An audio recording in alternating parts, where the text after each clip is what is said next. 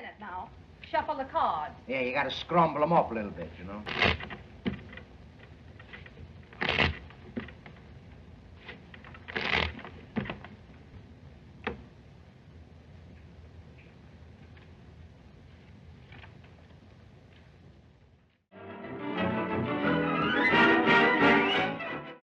From the late 1920s through the 1940s, the Marx Brothers were among the most popular and disruptive comedy acts in the world.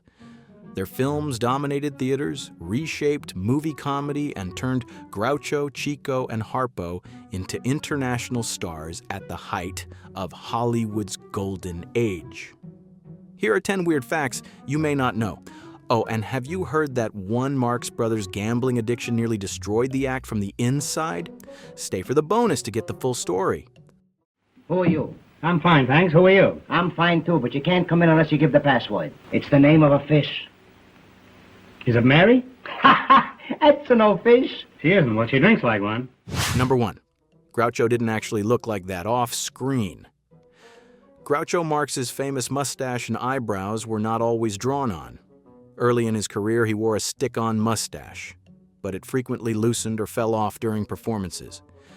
By the time he began making films, he abandoned the fake mustache entirely and instead painted the look directly onto his face with grease paint. Without the makeup, Groucho looked so different that people often failed to recognize him in public. I took some black grease paint that was laying there, and I went like that. And I went on the stage. Number 2. Harpo never spoke on camera, but he was far from silent.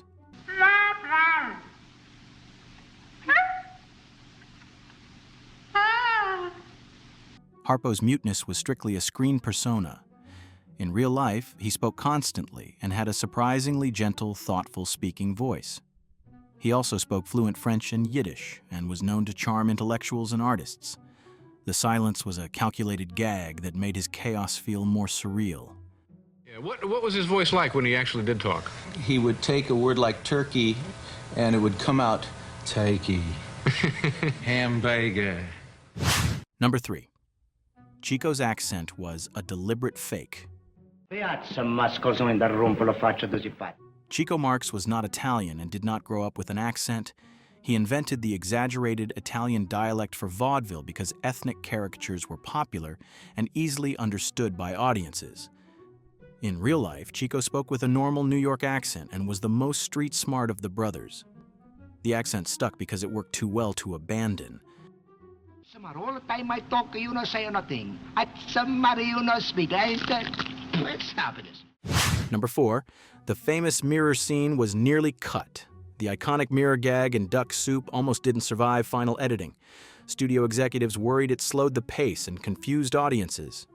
Preview screenings changed their minds when laughter drowned out the soundtrack.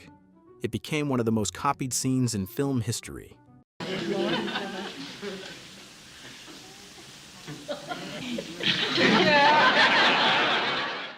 Number 5, Zeppo left because he was bored, not fired.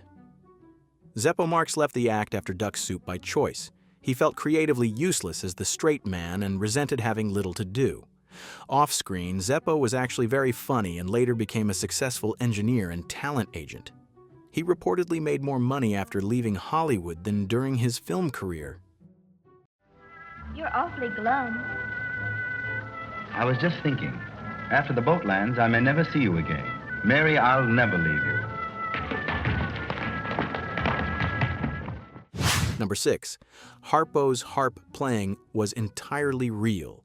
Harpo was a self-taught harpist who learned by ear. He could not read music. Studio musicians were stunned by his technical skill, especially since he often played emotionally complex pieces in a single take. These moments were deliberately included to give audiences a brief emotional pause amid the chaos. Does he ever talk? Can't you get anything out of him? Alex, do you know what your daddy said? Number 7. Harpo was seriously injured during stunts.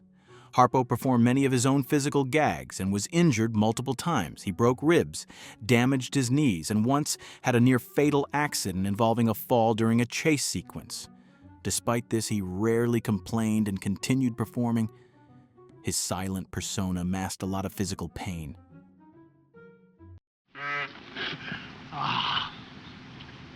Why?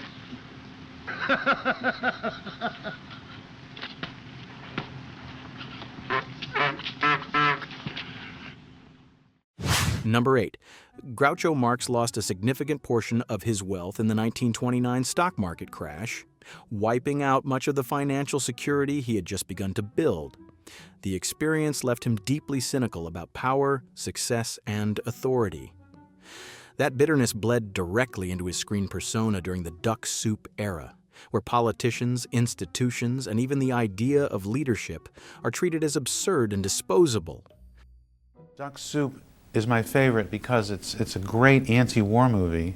So anytime you can make people laugh and make fun of the institution of war, I think, you're way ahead of the game. Number 9. They never fully recreated their early magic. Even the Marx Brothers admitted their earliest films captured something unique. Changing studios, aging, and shifting audience tastes altered their style. By the late 1940s, they knew the era had passed. Still, those early comedies remain unmatched in anarchic energy. Some men are following me. Really? I can't understand why. Number 10. Margaret Dumont understood the joke better than anyone. For decades, critics and film historians assumed Margaret Dumont didn't get the Marx Brothers' humor because she never laughed or broke character while Groucho dismantled her on screen. In reality, Dumont was a seasoned stage professional who fully understood the comedy and deliberately played it straight. By maintaining a dignified, unflinching seriousness, she amplified the absurdity of Groucho's insults and wordplay. I don't think you'd love me if I were poor. I might, but I'd keep my mouth shut.